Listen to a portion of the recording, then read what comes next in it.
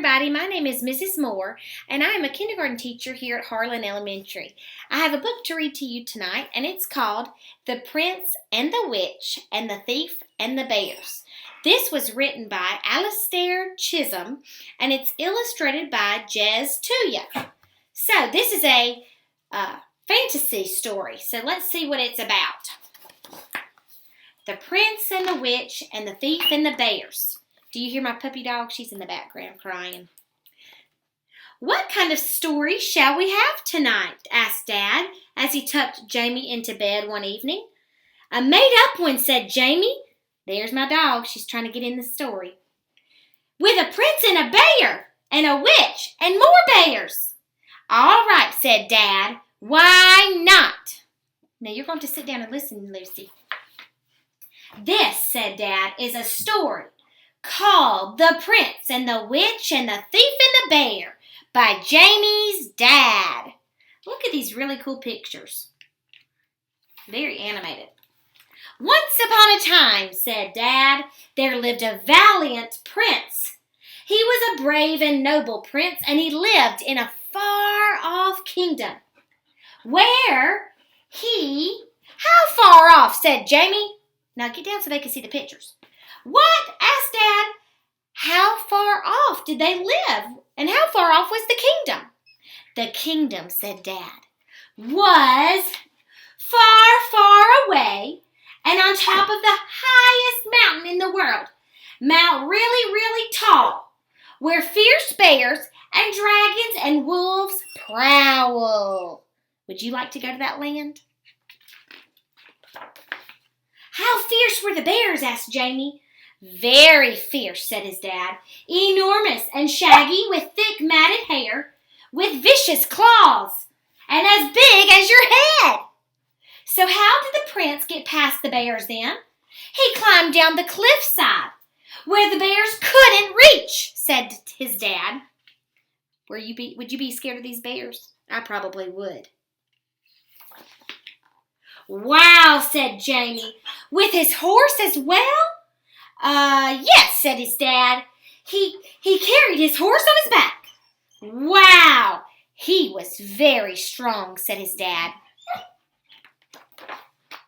So, said Dad, there was this prince and he was very brave. And one day he set off to rescue a beautiful princess. Why couldn't the princess rescue the prince? Complained Jamie. Mom says that princesses in stories are rubbish. Well, in this story, it's the prince. I want it to be the princess, said Jamie. All right, replied Dad. Why not? The very brave princess set off. Look at how brave she is on top of that horse. No, actually, I think I want the prince, said Jamie. The prince, exclaimed Dad, set off to rescue the princess. Uh-oh. The princess was a prisoner in a dark tower at the edge of the forest. She was being held there by her wicked aunt, who was really a witch with an evil eye. Let me show you closer. Look at her evil eye. Eee. I wouldn't want to be held there. How evil! It was so evil, she was so evil that it could turn you into a stone. Or Jell-O, asked Jamie. No. Stone. But maybe Jell-O sometimes. Well, okay, yes, sometimes, said Dad. Good, said Jamie. I like Jell-O. Do you like Jell-O?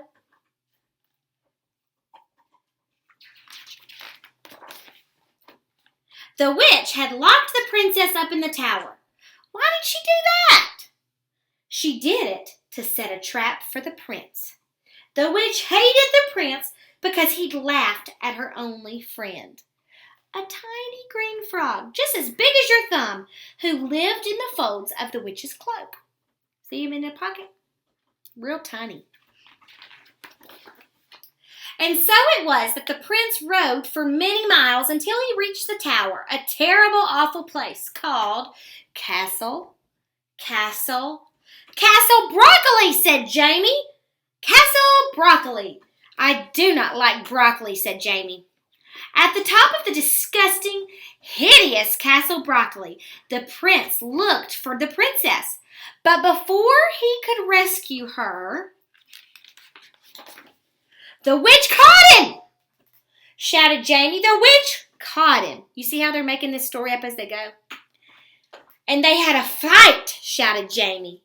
And they had to fight, agreed Dad. Because the witch was really a ninja, said Jamie. Because the witch was really a ninja. Yes, exactly.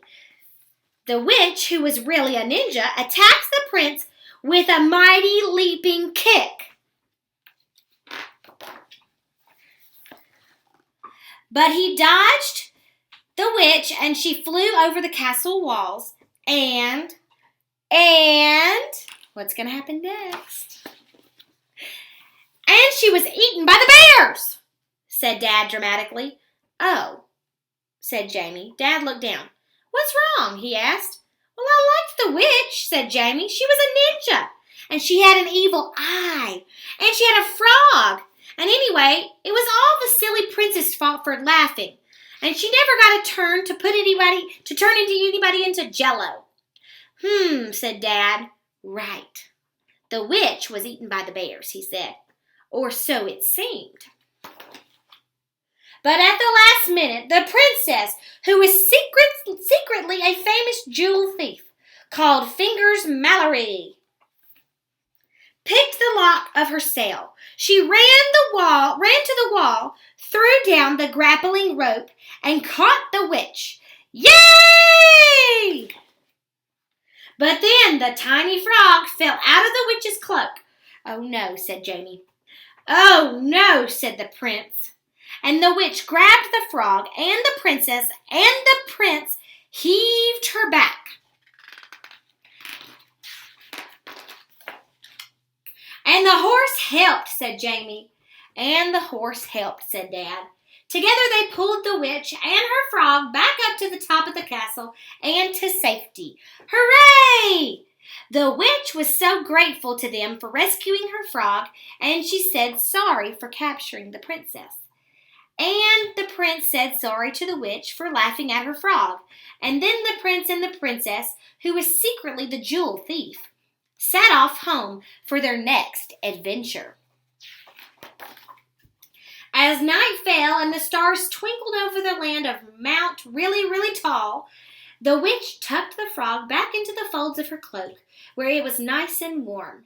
And Dad tucked Jamie under the covers. How warm, said Jamie, blinking sleepily. As warm, said Dad, as a lovely warm bug snuggled up in a rug with a hug from his dad who loves him. How much, murmured Jamie. As much, whispered Dad, as your daddy loves you. Daddy, whispered Jamie. Yes? What about the bears? Don't worry, Dad said. We'll find out about them tomorrow. And he kissed Jamie goodnight and left him to dream. Did you like that story? See, we can come up with all these different stories in our mind. And at night we can think about them and we can dream about them, just like Jamie did. I hope you guys enjoyed my book. Have a good night.